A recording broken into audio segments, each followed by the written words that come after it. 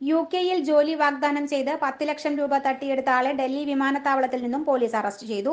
ദക്ഷിണ Kannada, Puttur, Uppinangadi door number 119A-യിൽ Nithin P ജോയാണ് അറസ്റ്റിലായത്. ഇക്കഴിഞ്ഞ ആഴ്ച പ്രതി ഡൽഹി വഴി ദുബായിലേക്ക് രക്ഷപ്പെടാനുള്ള ശ്രമത്തിനിടെ ഡൽഹി വിമാനത്താവളത്തിൽ അധികൃതർ തടഞ്ഞുവെച്ച് കാട്ടാക്കട പോലീസിനെ വിവരമറിയിക്കുകയായിരുന്നു.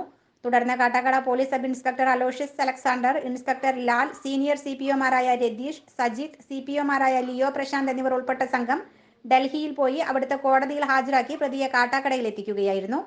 നെയ്യാർ ഡാം മരുതുമൂട് സജൻസിൽ നിന്നും കാട്ടാക്കട ചൂണ്ടുപലകയിലെ തേജസ് നിവാസിൽ താമസിക്കുന്ന KG അമ്പിളിയുടെ പരാതിയിലാണ് അറസ്റ്റ്. ഇവരുടെ മകൻ നിഖിൽ സജനെ എംബസി പരിശോധനയെ തുടർന്ന് നിതിൻ, ഇയാളുടെ സുഹൃത്തും പാർട്ണറുമായ അരുൺ എന്നിവർ 10 ലക്ഷം വാങ്ങി നൽകിയ വിസയും COS-ഉം വ്യാജമാണെന്ന് കണ്ടെത്തിയിരുന്നു.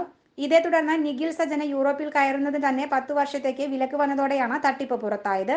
തുടർന്ന് ഇവർ പോലീസിൽ പരാതി നൽകുകയായിരുന്നു. അമ്പിളിയുടെ മകൻ നിഖിൽ സജന് യുകെയിൽ ജോലിക്ക് വേണ്ടി വിവിധ ഘട്ടങ്ങളിലായി 10,08,000 രൂപയാണ് തട്ടിപ്പ് സംഘം കൈക്കലാക്കിയത്. സംസ്ഥാനത്തെ എറണാകുളം, പത്തനംതിട്ട ഉൾപ്പെടെ 7ഓളം പോലീസ് സ്റ്റേഷനുകളിൽ ഈ സംഘത്തിനെതിരെ കേസ് രജിസ്റ്റർ ചെയ്തിട്ടുണ്ട്.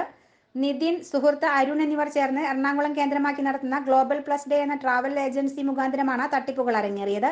കാട്ടാക്കട പോലീസ് കേസ് രജിസ്റ്റർ ചെയ്തതോടെ പ്രതികൾ വിദേശത്തേക്ക് കടക്കാനുള്ള പദ്ധതികൾ ആസൂത്രണം ചെയ്തതായി രഹസ്യവിവരം കിട്ടിയ പോലീസ് ഇവരുടെ അക്കൗണ്ടുകൾ മരവിപ്പിക്കുകയും ഇവർക്കെതിരെ ലുക്കൌട്ട് നോട്ടീസ് പുറപ്പെടുവിക്കുകയും ചെയ്തു. ഇതാണ് അറസ്റ്റിലേക്ക് വഴിവെച്ചത്. സമാനമായ തട്ടിപ്പുകൾ ഇവർ ഇനിയും നടത്തിയിട്ടുണ്ടാകുമെന്നാണ് സൂചന. ഇത് സംബന്ധിച്ചുള്ള അന്വേഷണവും പോലീസ് നടത്തുന്നുണ്ട്. കാട്ടാക്കട കോടതിയിൽ ഹാജരാക്കിയ പ്രതിയെ റിമാൻഡ് ചെയ്തു. News fact, Thiruvananthapuram.